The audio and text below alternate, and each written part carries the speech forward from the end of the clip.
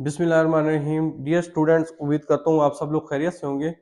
आज की इस वीडियो में हम एक्सरसाइज नंबर 5.1 का क्वेश्चन नंबर 3 सोल्व करने जा रहे हैं। क्वेश्चन नंबर 3 में वो कह रहा है evaluate the limits of the following expressions. हमारे पास कुछ एक्सप्रेशंस गिवन है, हमने उनकी लिमिट जो है वो फाइंड आउट करनी है। पार्ट ए में हमारे पास लिमिट गिवन है, limit t approaches to 1 3t i unit vector plus e power 2t j unit vector plus sine pi t k unit vector. अब हम ये काम कर लेते हैं कि तीनों टर्म्स के ऊपर अलग अलग जो है हम लिमिट अप्लाई कर लेते हैं।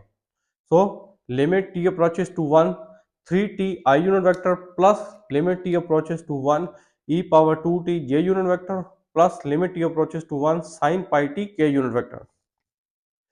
अब जो है ये हम लिमिट की जो वैल्यू है वो इन वेक्टर्स में जो है वेक्टर फंक्शन में जो है वो पुट कर देते हैं। तो ये बन जाएगा 3t की जगह लिमिट की जो वैल्यू है वो हमने पुट कर दी है 3 into 1 i unit vector plus e power 2 t की जगह लिमिट की वैल्यू पुट कर दी 1, so e power 2 j unit vector plus sine pi t की जगह लिमिट की वैल्यू पुट कर दी 1 साइन पाई के यूनिट वेक्टर। अब जो साइन पाई होता है, पाई का मतलब 180, साइन 180 जीरो होता है, तो ये वाली टर्म तो जो है वो जीरो हो गई। सो हमारे पास रिक्वायर्ड जो हमारे पास आंसर आ गया वो है 3i unit vector plus E square जे यूनिट वेक्टर। तो ये हमने जो है वो हमारा फाइनल लिमिट अप्लाई करने के बाद जो है वो आंसर है। Now come to the part B. Part B में हमारे पास लिमिट गिवन है, थोड़ी सी लेंथी लिमिट है लेकिन प्रोसीजर और कैलकुलेशन जो है वो सेम है। Limit t approaches to 1 t cube minus 1 divide by t minus 1 i unit vector plus t square minus 3t plus 2 divide by t square plus t minus 2 j unit vector plus t square plus 1 e power t minus 1 k unit vector. सबसे पहले again जो part A में हमने काम किया है, इन तीनों terms के ऊपर अलग अलग लिमिट अप्लाई कर लेते हैं क्योंकि आपको बीच में प्लस साइन नजर आ रहा है। तो इसके ऊपर पहले लिमिट अप्लाई कर लेते हैं, फिर जे यूनिट वेक्टर के ऊपर लिमिट अप्लाई कर लेते हैं, फिर के यूनिट वेक्टर के ऊपर लिमिट अप्लाई कर देते हैं। और वही ये काम मैंने फर्स्ट स्टेप में कर दिया है। अब नेक्स्ट स्टेप में हमने ये किया है कि ये टी क्यूब माइनस 1, 1 को 1 क्यूब भी मैं लिख सकता हूँ, उससे कोई फर्क नहीं पड़ता, 1 का क्यूब का आंसर भी 1 ही होता है। लेकिन इससे हमें ये फायदा होगा, ये हमारे पास एक फार्मूला बन जाएगा। सबसे पहले ये जो आई यूनिट वेक्टर की लिमिट है मैं उसको डील कर रहा हूँ, फिर जे यूनिट वेक्टर की लिमिट को अलग ट्रीट करेंगे, के यूनिट वेक्टर की लिमिट को अलग ट्रीट करेंगे। इस तरह हमारे पास जो है चीजें मैसअप नहीं होंगी। तो टी क्यूब इसे माइनस 1 क्यूब लिख लिया और टी माइनस 1। अब ये a cube minus b cube का जो है वो फार्मूला बन गया, और a cube minus b cube होता है हमारे पास a minus b into a square plus a b plus b square. तो ये फार्मूला ओपन कर लिया। अब इसका ये फायदा हुआ कि एक हमारे पास डिनोमिनेटर में भी t माइनस 1 है। मैं इस पहली लिमिट आई यूनिट वेक्टर के साथ जो लिमिट है उसको अभी सोल्व कर रहा हूँ। ये t माइनस 1 जो नोमिनेटर और डिनोमिनेटर में है ये एक दूसरे से कैंसिल हो जाएंगे। तो हमारे पास अब रह जाएगा limit t approaches to 1 t square plus t plus 1। अब क्या करें, आप लिमिट अप्लाई कर दें। लिमिट अप्लाई करने का मतलब है जो लिमिट की वैल्यू है उसकी वैल्यू जो है आप इस फंक्शन के अंदर पुट कर दें। तो जब हम 1 पुट करेंगे t की जगह, ये बन जाएगा 1 स्क्वायर प्लस 1 प्लस 1, 1 का होल स्क्वायर 1 ही होता है, तो ये 3 आ गया। सो ये जो हमारे पास आई यूनिट वेक्टर के साथ जो लिमिट थी उसका आंसर 3 आ गया।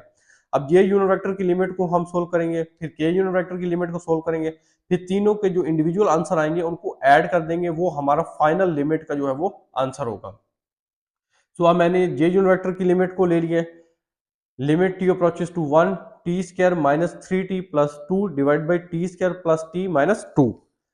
अब यहाँ पे लिमिट अप्लाई कर लेते हैं। मेन लिमिट की जो वैल्यू है वो इस फंक्शन के अंदर पुट कर दी है। जो ये 1 का होल स्क्वायर 1 ही होता है, minus 3 into 1 3 plus 2 divide by 1 का whole square 1 plus 1 minus 2, 2 plus 1 3, 3 minus 3 0, और नीचे 1 प्लस 1 2, 2 माइनस 2 0। तो ये हमारे पास 0 बाई 0 फॉर्म बन गई। तो अब जो है 0 बाई 0 फॉर्म जब बन जाती है तो ऐसे फंक्शंस को हमें स्पेशल ट्रीट करना पड़ता है, इनके ऊपर हमें थोड़ा और मैथमेटिकल वर्क जो है वो करना पड़ता है।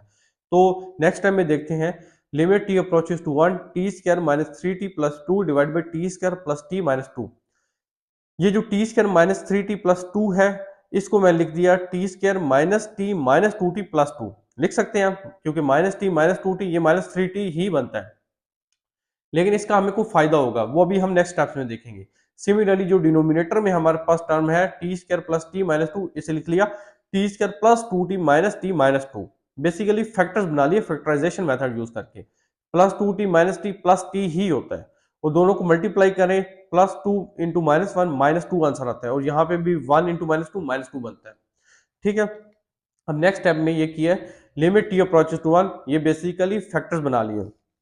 अब यहाँ पे टी कॉमन ले लिया तो T minus one minus two t minus one, अब आप मल्टीप्लाई करें तो रिजल्ट सेम आते हैं, ये बनता है t square minus t minus two t minus minus plus to.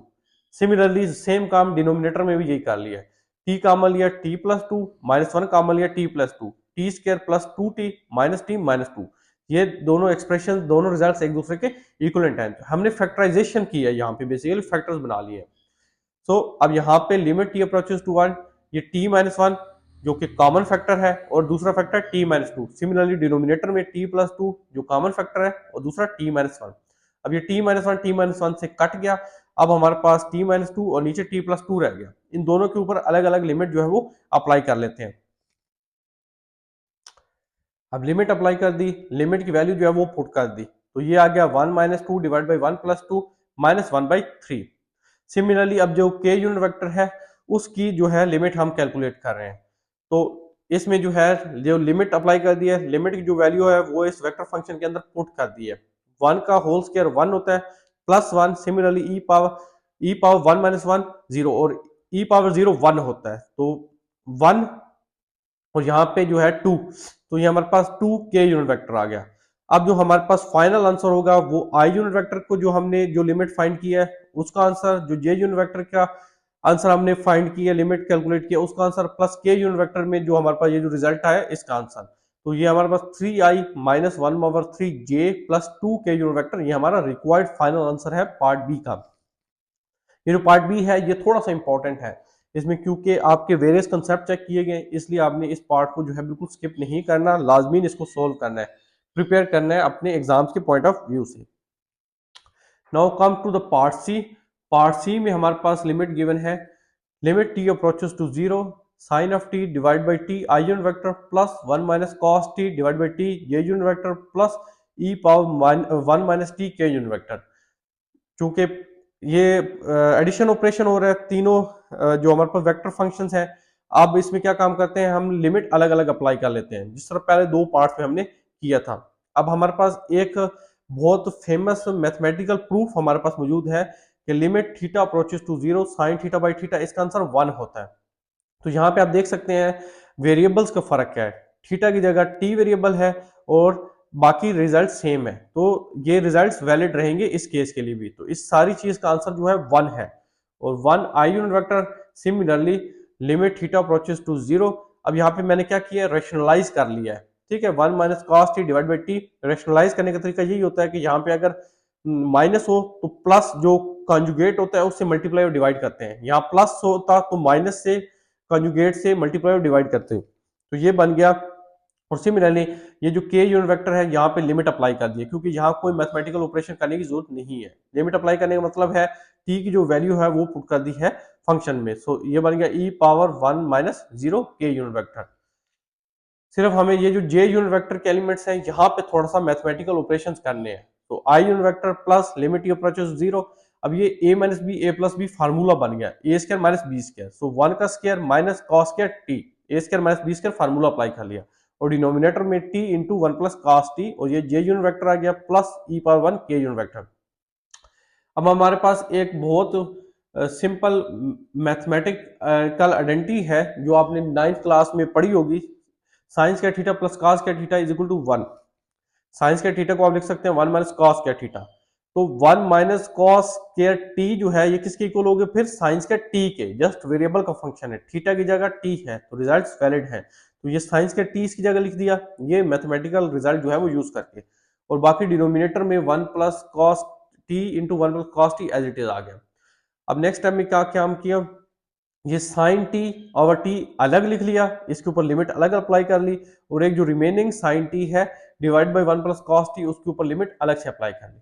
इससे ये फायदा हुआ, अब ये सारी चीज अगेन जो अभी हमने ऊपर आई यूनिट वेक्टर के साथ जो काम किया था ये सारा रिजल्ट जो है वन के इक्वल होता है, इसका प्रूफ हमारे पास मौजूद है, तो इसकी जगह वन आ गया, और यहाँ पे जो है इस जो हिस्से में जो है हमने लिमिट जो है वो अप्लाई कर दी कि टी की जगह हमने लिमिट जीरो जो है वो पुट कर दी।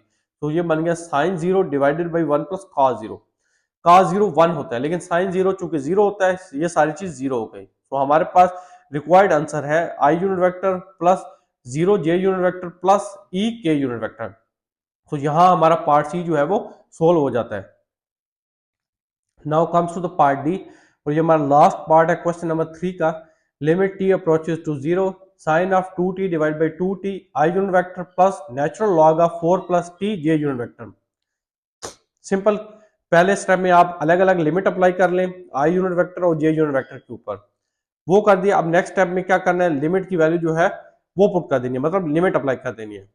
लकली हमारे पास क्या हुआ, ये सारा रिजल्ट हमारे पास 1 के इक्वल होता है। जिस तरह हमने देखी थी ना पीछे पार्ट सी में भी मैथमेटिकल आइडेंटिटी के limit theta approaches to zero sine theta by theta, उसका आंसर 1 होता है। इसी तरह यहाँ पे भी limit t approaches to zero sine 2t divide by 2t, इसका आंसर भी 1 होता है। आप कहेंगे वहां थीटा था या टी है, कोई फर्क नहीं पड़ता, वेरिएबल से कोई फर्क नहीं पड़ता। फिर आप कहेंगे दूसरा डिफरेंस ये है कि यहाँ 2t है, वहां थीटा बाई थीटा था, यहाँ 2t बाई 2t है, इससे भी कोई फर्क नहीं पड़ता, एंगल सेम हो जाए। हाँ, अगर यहाँ 2t होता और यहाँ t होता फिर इसका आंसर 1 ना होता। अगर यहाँ 2t है, यहाँ नीचे भी 2t है, फिर भी इसका आंसर 1 है, तो इस सारे का आंसर 1 है। यहाँ पे लिमिट पुट कर दी, t का वैल्यू 0 पुट कर दी, तो ये बन गया natural log of 4 plus 0। So i plus natural log of 4 J unit vector, ये हमारा रिक्वायर्ड आंसर है पार्ट डी का। तो इस तरह हमारा क्वेश्चन नंबर 3 जो है यहाँ कंप्लीट हो जाता है। अगर आपको कोई क्वेश्चन हो तो कमेंट सेक्शन में जरूर बताएं। वीडियो पसंद आए तो वीडियो को लाइक शेयर कर दीजिएगा। हमारे चैनल पे नया है तो चैनल को सब्सक्राइब कर दें। आपने बहुत ख्याल रखिएगा, मिलते हैं नेक्स्ट वीडियो में, तब तक के लिए अल्लाह हाफिज।